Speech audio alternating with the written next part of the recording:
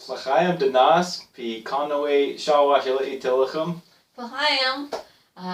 Naganim Amanda. My name's Amanda, and this is Tot Jordan. We have little baby Vincent. How are you feeling today, Tot Jordan? I'm feeling great. Yeah. Vincent here has been angry. Yeah. Solids.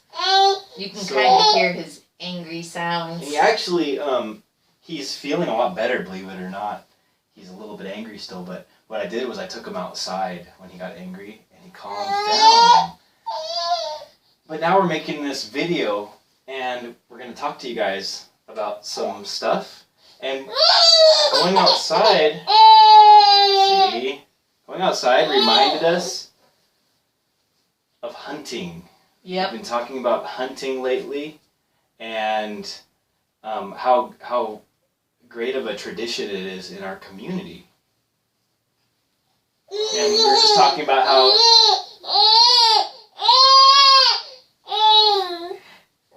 to be a good hunter, you have to know a lot of things. And the things that you have to know about hunting, like knowing the woods, almost like it's your house.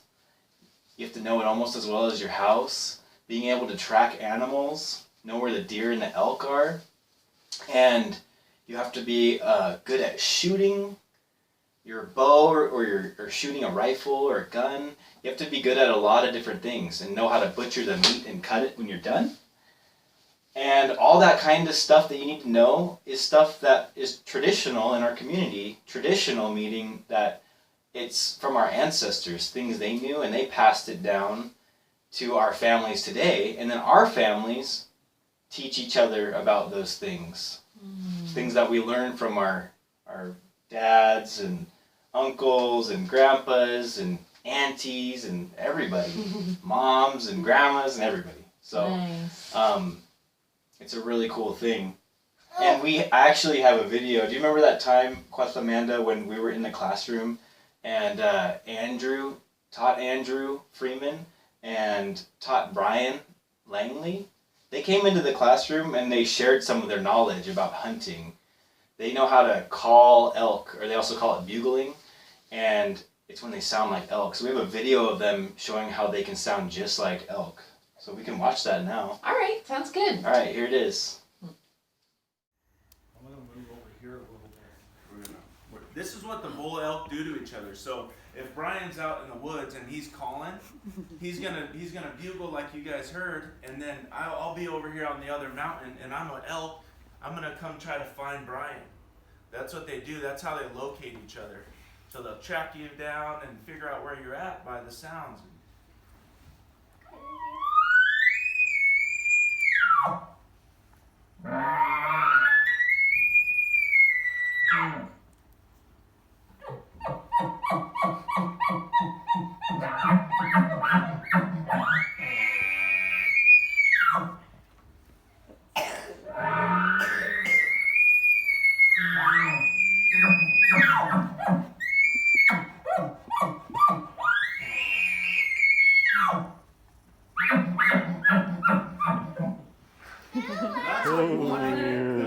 That means, hey, you better get ready. They're about to be coming in.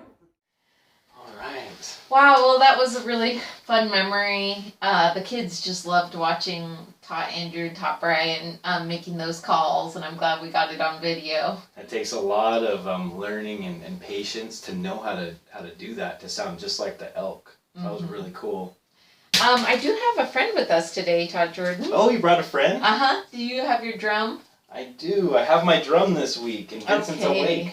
Let's see. I'll He'll hand Vincent probably to you. like. That's another thing. When Vincent is solix or angry, he likes to go outside. He likes to get fed, and he also likes it when his daddy sings to him. So, what song are you gonna sing today? I'm gonna sing another one of Tot Bobby's songs that came to him and that belongs to him, and it's a warrior shati. It's a warrior song for all the hunters.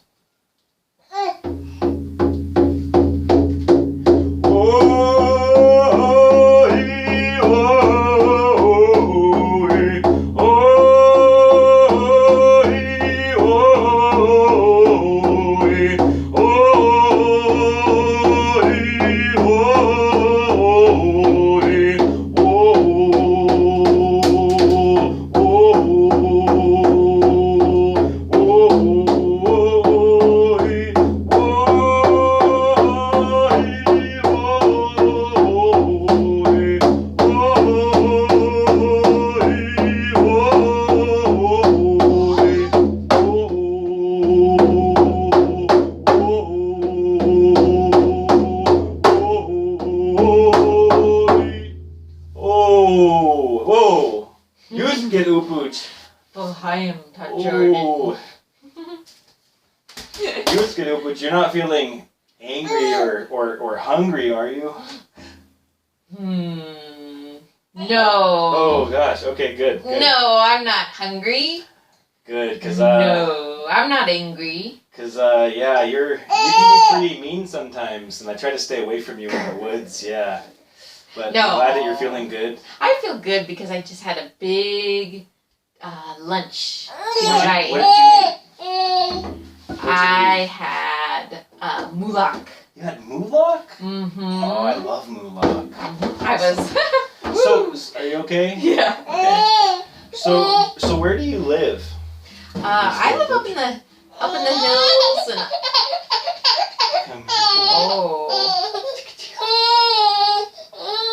Poor little guy. I live up in the hills and out in the trees, and sometimes I'm climbing up in the tree, and I'll be up in there looking down.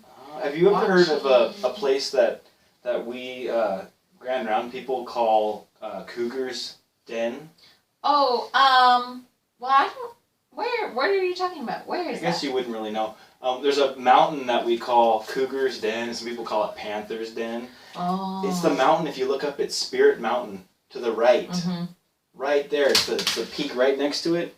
It's called Cougar's Den. Oh, I do know. I Okay. do know that area. It's a special place. Mm-hmm. So. Yep. Cool. Well, so how do you hunt for mulak? Well, I'm really good at hiding. And I'm really good at like climbing trees. So sometimes I'm up in the trees. So I'll watch for the deers and I listen for the deer and the mulak and the mowitches. And I'm a really fast runner. So I can run after them. And then I just attack them with my claws and my big teeth in my mouth, and that's how I hunt them. How do you hunt them? Well, I'm really glad you came here today because we were just talking about hunting mulak before you got here. Well, our ancestors, our old people, used to just hunt with bows and arrows. Mm-hmm. They'd make traps. They were really good at finding them, and then they'd dig holes in the ground so that when the elk ran by, they would fall in. Wow. They would wear antlers on their heads and act like deer and act like elk to trick them. And they do calling, they do all kinds of things. And nowadays, and we used to hunt all year long. Anytime we felt like it, we would go out and hunt. But like I do. Like you do all the time, yeah. But now, a lot of people use a bow and arrow still. A lot of people use rifles. And there's only certain times we can go out and hunt now. Only certain times of the year. But us tribal people here in Grand Ronde, we get special times that we get to go out and hunt. And some of those times are actually called ceremonial hunts. And we have a bunch of ceremonial hunters, a lot of tots and choops that go out and they get elk and deer and they give it to our people to use. Oh. So it's a really special thing that they do. Well, sometimes I've seen hunters out there, but I'm usually hiding really good when the hunters are out. So you usually don't see me. No, I've never seen you out there. I know some people who have seen you out there, but yeah, you're pretty scary. We try to stay away from you. Well, I can't help it. I get hungry. But well, yes, we stay away. I have a book, though, that talks a lot more about the way that our people hunt from this family here in our community. And it's Andrew Freeman. You saw him elk calling earlier in the video. Him and his family will share with us in this book about how they hunt and some of the things that they do in their family. Well, that sounds good, Todd Jordan. Yeah. Let's listen to that. What do you think, Vinny? Want to read a book? Yep. All right, that'll make you feel better. Hunting and butchering with the Freeman family.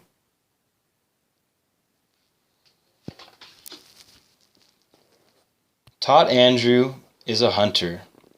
He learned to hunt with his brother, Chris, and now hunts for his family. He also helps feed his tribe as a hunter for the Grand Ronde ceremonial hunts. When Tot Andrew and his family hunt, they are carrying on the tradition of his great Tot Lee. Tot Lee and many Grand Ronde ancestors used to hunt for their families with bows.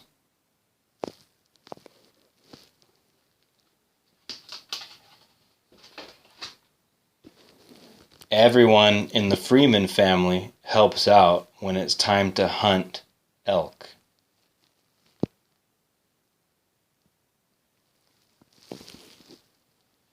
The family hunts with bows and arrows. Chloe and Riley made their own bow at the Grand Ronde Bow Camp.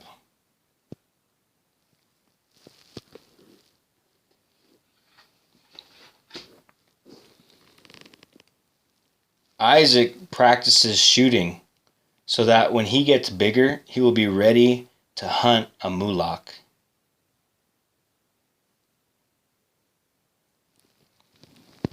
Riley uses her bugle to sound like an elk. She works to sound just like an elk to call them in.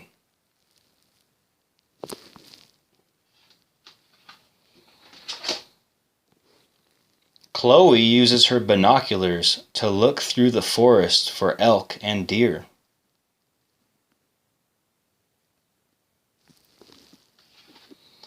The family knows how to look for signs that the elk are close. They look for rubbings on a tree where the animals mark their territory.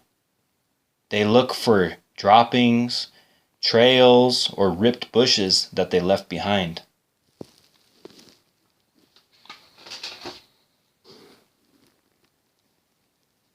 They got a big elk. Tot Andrew takes a moment to pray and give thanks for the elk. Kaylee helps her dad butcher the meat.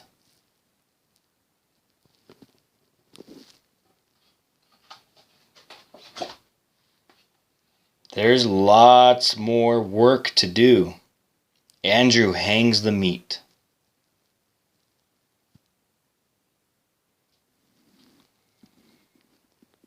Some of the meat will be put in the smoker and made into jerky. Some of the meat gets canned, and lots of the ithwal, the meat, goes into the freezer.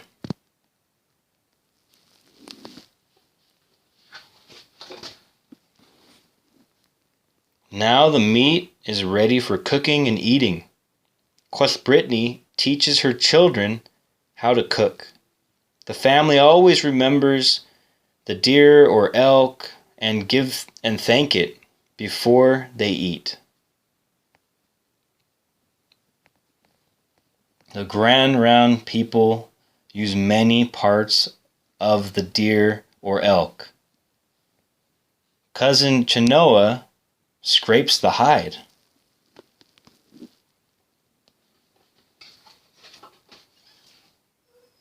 The people, or the family, tans the hide and uses them for making drums. There are so many uses for the deer and the elk. That's why hunting is an important tradition of the Grand Ronde people. Kabit Kagwa, the end. Well, thank you, Todd Jordan. That was a really good book. Yeah, I really am happy that they shared all that stuff with us because they do a lot of amazing things. A lot of things they know about hunting and butchering. And when I watched them or saw them in the book making bows and arrows, it reminded me of the tukwila. Tukwila. So for baskets, it also is used for making arrows that you shoot the elk with. And then you can make bows out of tukwila too. And you can eat the tukwila nut. So I don't eat that, but we love the tukwila, and so that's just why tukwila is such an awesome plant. You can do so many things with it. And they don't just eat the elk, they make all kinds of things out of it too. So it's cool to see how they stretch the hide, and that's what you use to make a drum. Nice. So many things you can do. Well, Todd Jordan, I'm starting to feel hungry. All right, well do you want me to stick around here? No. If you're hungry, just go back out in the woods. We really appreciate you stopping by, visiting. So, Oski. Oski Dennis. Well, Vincent's also getting hungry, and we made a video of us making some elk stew that we had for dinner, and so we can show you what we did to make elk stew. Now, elk stew is something that we know a lot of your moms and aunties and uncles and all have their ways of doing it. We just made it the way we make it in our house. So, you can always ask your relatives how they like to make elk stew, and we'll show you that. Hi, just about to make the elk stew ready, and I'm going to make some cornbread with it. You could make fry bread, or you could make any kind of bread to eat with it. You could make rolls, but we like cornbread, so I'm going to make some cornbread. The cornbread mix. We like to eat cornbread with our elk stew, and a nice easy mix makes it an easy dinner for the evening. It looks kind of watery, but it turns out pretty moist for muffins, because I put the whole corn can in there with all the corn liquid in it. Cleaning as I go. I have this nice piece of mulak, and I'm going to cut it up into strips so that we can put it into our elk stew so that we have nice bite-sized chunks of it.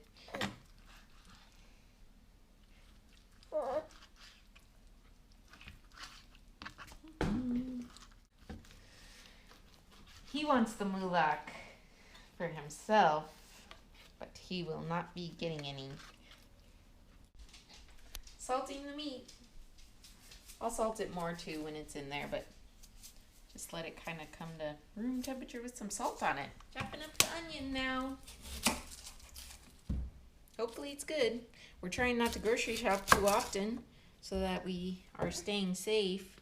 So this onion looks good still.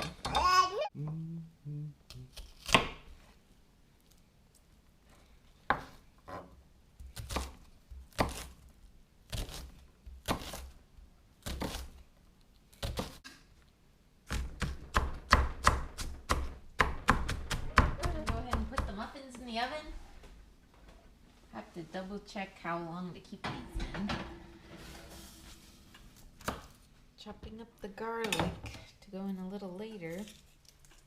Woo, even just standing next to these onions is burning my eyes. Chopping up the garlic nice and fine so it's ready to go. Peeling the carrots. I'm chopping the carrots into small bites. Vincent, I thought you didn't, Vincent. They'll go in with the onion and the celery. Vincent. Chopping up the celery. I like a lot of onions and celery and carrots in my stew. The oil is steaming, so I'm gonna put in the nice sound. The sound of cooking. Put the veggies in. But not the garlic. Otherwise it will burn.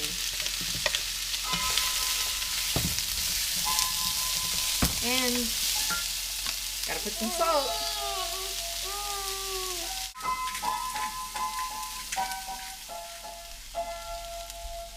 All right, time to put the mulak in.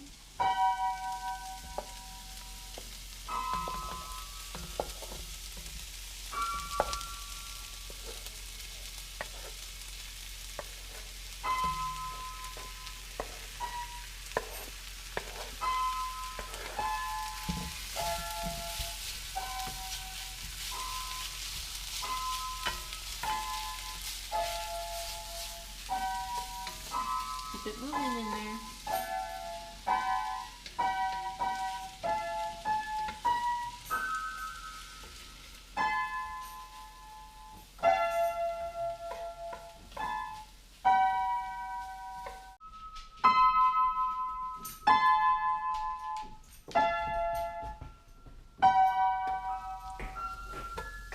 Meat is almost all the way cooked.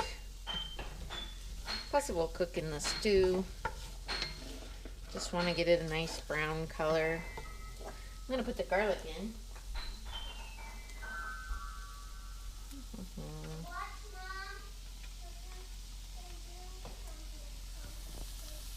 I can hear you. Put some thyme. Put some oregano. It's just the flavors I like.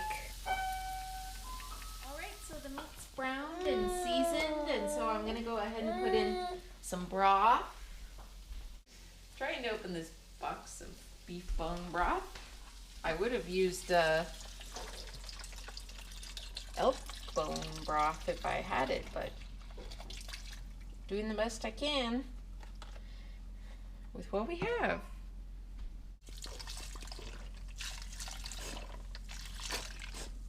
And since there's 4 cups of this, I'll do 4 cups of water. Maybe 2. That's looking good. I'm gonna put in 2 more cups of it.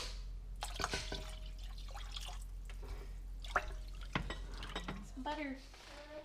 It will melt in. And gonna stir in the flour. We don't want it to clump up. So the flour is all stirred in, and we made sure there was no clumps. And I'm just gonna take a little taste of the broth for flavor and decide that it definitely needs more salt. Salt.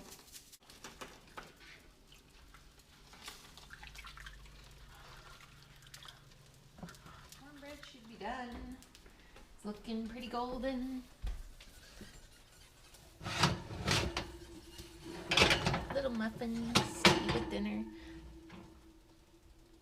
Looks fun to me.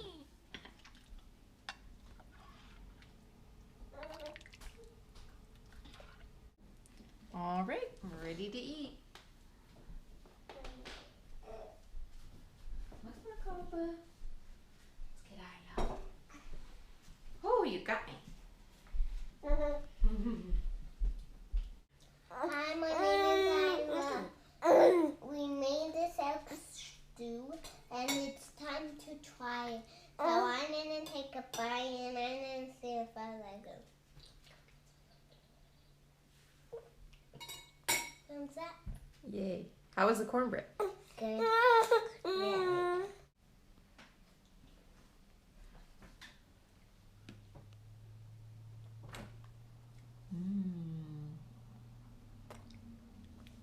Yummy.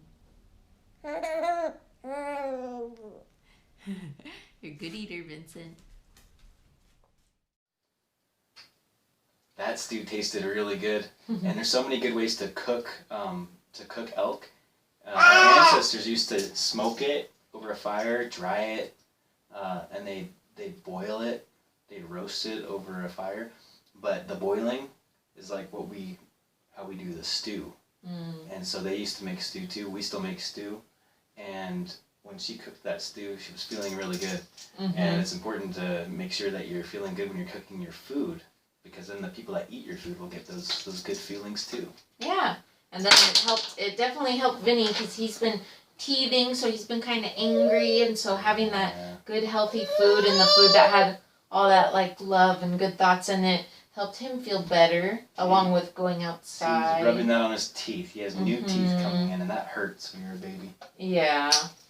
So anyway, thank you for joining us today. We hope that you're still staying home as much as you can, and staying safe, and taking care of yourself. We're gonna take Vinny outside right now. Yep. That'll make him feel a lot better. All right. Aki. Aki Dnas.